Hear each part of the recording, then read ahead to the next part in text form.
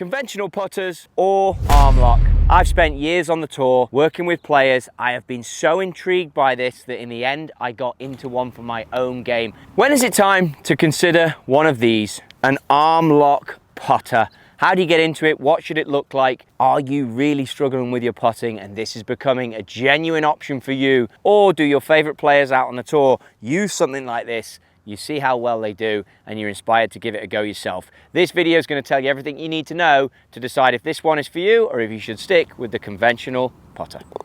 So how did my obsession with this type of putter come around? A few years ago I was in Austin for the World Match Play and Bryson Dechambeau, I ordered a putter for him. It was a Spider and it was an arm lock and it intrigued me. And I watched him go through his putting routine and he would putt down a corridor with a chalk line and look at the roll. Obviously stands extremely upright, so tall, almost has the shaft vertical and it runs down his arm. As I went on and learnt more about putter fitting and what was right and looked at rotation of the blade in relation to the path, every fitting video I talk about, it's crucial that you marry those two things up with centeredness of strike. But it became apparent the more I watched, the more I looked, this was a more efficient way of putting. And even though currently right now today I'm using my Spider, I would say that this still maintains a very consistent way to putt. And the reason being is because when you lock it in below your elbow, lead elbow, so it's left for the right hander,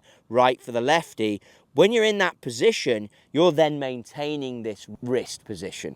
As you start to think more and more about putting, and if you're putting well, I don't want you necessarily to go down this route, but as you start to think more and more about it and about the strike, we have a chalk line down here, we have the stripe golf ball as well, but you will notice that the consistency that you can keep that strike through, then you start to get a great roll. The next thing, and I must admit this happened to me, on pressure putts, I'd start to get into my mind, I'd start to struggle about it, I was almost feeling a bit of that nasty word that we don't use in golf. This got rid of all of that, and that was due to the weights. I worked on tour through a period of time where very heavy putters came out. I grew up with the Ping Answer generation of putter that would be very light head weights, swing weighting it down at C5. All you Scotty Cameron Colts out there, I get it, you love them, but jewelry putters, they'd be a 350 gram head weight, which became the new norm. Then a putter company came out that made a heavyweight putter. Tour players that I was working with were playing with the heavy weights more and more,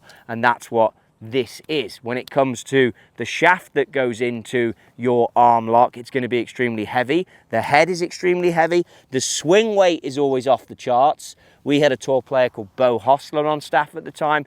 Unbelievable putter. Was using a counterbalance weight putter, heavy head. Then you look at what Ricky did and Wyndham Clark did at the US Open there recently, and it was heavy, heavy putters. So if you are someone who's struggling with the strike and struggling with the rhythm, struggling with the face angle, arm lock against the lead arm, it's naturally going to be heavier, and then you are simply able just to rock and rock and let the weight of that putter hit that ball and give you that strike end over end over end. Now, a little fitting tip to get into them, because they are tough to fit for. So if you're out there wondering, okay, I like what I'm hearing so far, Trotty, but I want to get into this puppy, how do I do it?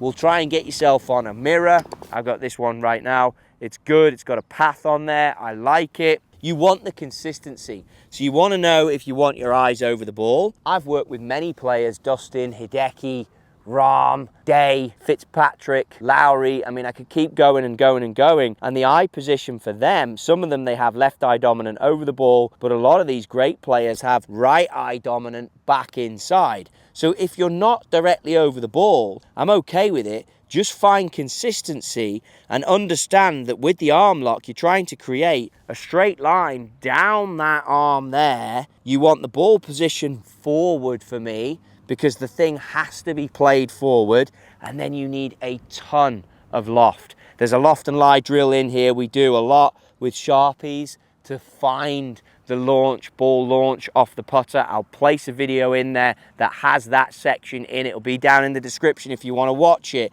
But finding the perfect roll, as I've got my chalk line, my mirror, my eyes consistent, consistency on the ball position, and then rock through. And you literally are in a world here that when you get on these short ones, You cannot miss. Use your data. For me, it's clipped. Q and I were just chatting offline there. I don't come outside of the 90s now for my putting. Tour average is 100.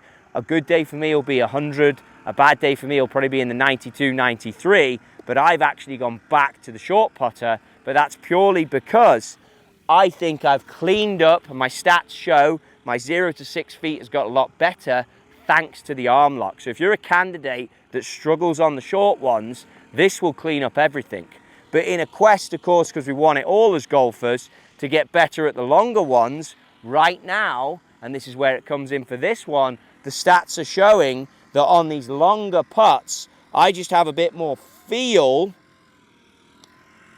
when it comes to the spider and it comes to the conventional length. Hitting a putt to that distance, I have a bit more feel when it comes to getting the perfect target. So if you are going to go for this arm lock, I need you to work into what drill are you going to do to feel these longer ones, because as the head gets heavier, that one took a bobble, but it might have ran by, it's a bit more tricky to gauge the pace. If you struggle on the 0 to 6 feet range, no-brainer, absolute no-brainer for the reasons I've said. Arm locks in, get it fit correctly just below your elbow, your lead elbow, and then you're going to move and rock and control that face angle, and you'll feel the heavy weight will take all the tension out.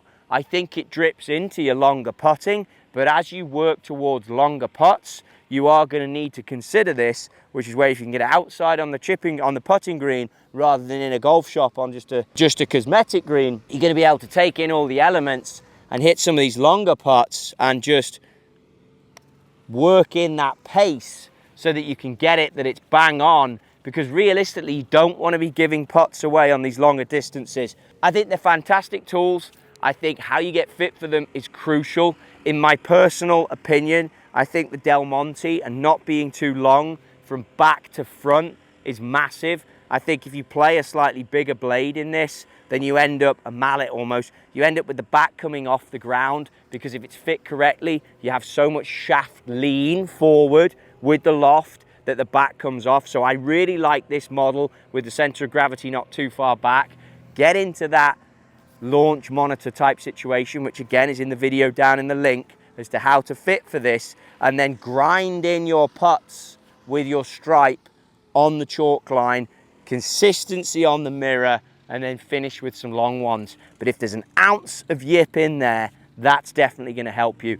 The next and final call out, what you should look for, and I ended up sticking with this grip, which is the slightly shorter one. They make a longer one, which then in turn puts even more weight in the handle. It's not necessarily about your hand position, it's more about how much weight do you actually want in the handle section. I mentioned Beau Hossler earlier, or if you look at Ricky and Wyndham when they were playing those larger counterbalance putters, it's a long, heavy grip, not to be overlooked. It becomes crucial when you're getting fit into an arm lock putter or a counterbalance, because this will make it more of a swing in the hands.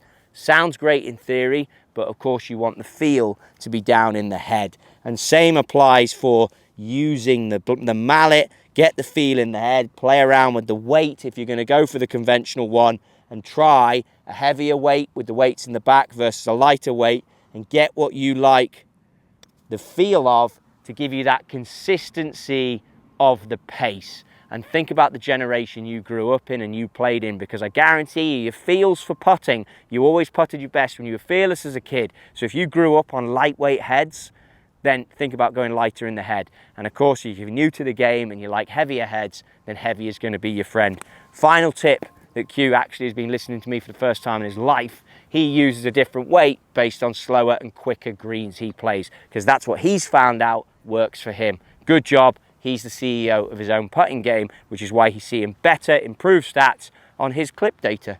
So it works. Proof is from the man behind the camera. If you agree, get into the comments below. I love to hear your questions. Anything you want to know about this, come at me. I've used that for a long time, and it was inspired by literally one of the best players in the world and those around him that were absolute ballers. They all tested it out and they seem to putt pretty good. I think it's really helped my putting, believe it or not, and now I'm back in something like this as a result of using that. I like both, but they can work for you if you get them right.